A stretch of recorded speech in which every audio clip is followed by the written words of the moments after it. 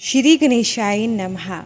भाद्रपद माह के शुक्ल पक्ष की चतुर्थी को गणेश चतुर्थी का व्रत होता है। साथ में ही 10 दिवस का गणेशोत्सव प्रारंभ होता है, जो मुख्य तौर पर महाराष्ट्र में मनाया जाता है। और ये त्यौहार जो है, ये पर्व जो है 10 दिन का, वो अनंत चतुर्दशी के साथ समाप्त होता है। भाद्रपद माह के शुक्ल पक्ष की चतुर्थी को गणेश चतुर्थी के रूप में मनाया जाता है। इसी दिन से 10 दिवसीय गणेश उत्सव आरंभ होता है। इन दिनों गणपति बप्पा की आराधना करने से समस्त संकट दूर होते हैं और जीवन में सुख समृद्धि आती है। लेकिन शास्त्रों में बताया गया है, इस दिन चंद्रमा का दर्शन वर्जित होता है। यदि इस दिन कोई व्यक्ति चंद्रमा को देख लेता है तो उसे कलंक, मिथ्या आरोप या फिर चोरी का झूठा इल्जाम झेलना पड़ सकता है भविष्य में। इसीलिए इस दिन चंद्र दर्शन वर्जित होता है। इस दिन चंद्रमा को देखने के कारण भगवान श्री कृष्ण को भी इसका दोष लगा था। तो हम तो इंसान हैं, हमें भी यह झेलना पड़ सकता है, परंतु उसके कुछ उपाय भी हैं। अगर गलती से चंद्र दर्शन हो जाता है, वो भी आपको बताएंगे आगे। परंतु आपको पहले बता देते हैं कि ये जो दोष है, ये किस कारण से लगता है। शास्त्रों के अनुसार इसके पीछे एक पौराणिक कथा है। एक बार भगवान श्री गणेश जी अपने वाहन मूषक पर सवार होकर जा रहे थे। अचानक मूषक किसी कारणवश ठोकर खाकर गिर पड़ा और गणेश जी अपने स्थान से डगमगा गए।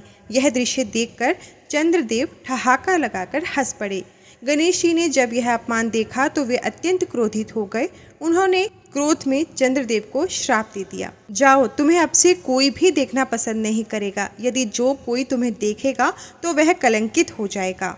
यह श्राप सुनकर चंद्रदेव बहुत दुखी हो गए। देवताओं के साथ मिलकर गणेश जी की पूजा अर्चना की और श्राप से मुक्ति की प्रार्थना की। गणेश जी का हृदय द्रवित हुआ और उन्होंने कहा, मेरा श्राप मैं वापस ले नहीं सकता, लेकिन इसे थोड़ा बहुत कम ज़रूर कर सकता हूँ। इसका असर आपके लिए थोड़ा कम कर सकता हूँ। अब से यह श्राप तुम्हारे ऊपर केवल वर्ष में एक दिन ही मान्य रहेगा। भाद्रपद शुक्ल पक्ष की चतुर्थी को जो भी तुम्हारा दर्शन करेगा उसे मिथ्या आरोप झेलना पड़ेगा। इसी कारण इस दिन चंद्र दर्शन निषेध है। अब आपको बताते हैं कि चंद्र दर्शन अगर हो जाए गलती से तो क्या कर सकते हैं। यदि अनजाने में इस दिन किसी ने चंद्रमा को देख लिया तो दोष निवारण के लिए शास्त्रों में अनेक उपाय भी बताए गए हैं। सबसे पहले एक मंत्र है, वो मंत्र आपको स्क्रीन पर दिखाया जा रहा है। उसका उच्चारण हम आपको करके बताएंगे। एक पात्र में आप जल लें और उस जल को देखकर इस मंत्र से उसको अभिमंत्रित करें 108 बार कहकर, और फिर उस जल को आप पी लें। ये उपाय अगर आप करेंगे तो इससे चंद्र दर्शन का दोष का प्रभाव समाप्त हो जाता है। आपको बताते हैं कि ये मंत्र कौन सा है। सिंहा प्रसेन मवधीता सिंहो जामवता हतः सुकुमारक मारोदिस्तव हयेश स्यामंतकः। इस मंत्र के जप से चंद्र दर्शन दोष का प्रभाव समाप्त हो जाता है। इसके अलावा दूसरा है भागवत कथा का पाठ।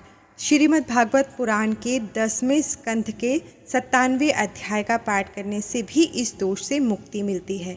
ये हमने आपको इससे संबंधित उपाय बता दिए हैं। आप गणपति पूजन के बारे में थोड़ा सा बताते हैं। गणेश जी की प्राण प्रतिष्ठा मूर्ति पर 21 लड्डुओं का इस दिन भोग लगाया जाता है।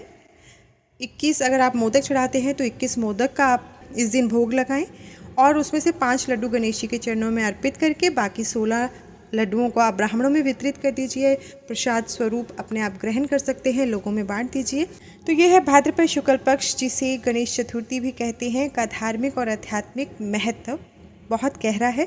इस दिन गणपति बप्पा की पूजा अवश्य करनी चाहिए, लेकिन चंद्रमा का दर्शन करने से ज़रूर बचना चाहिए।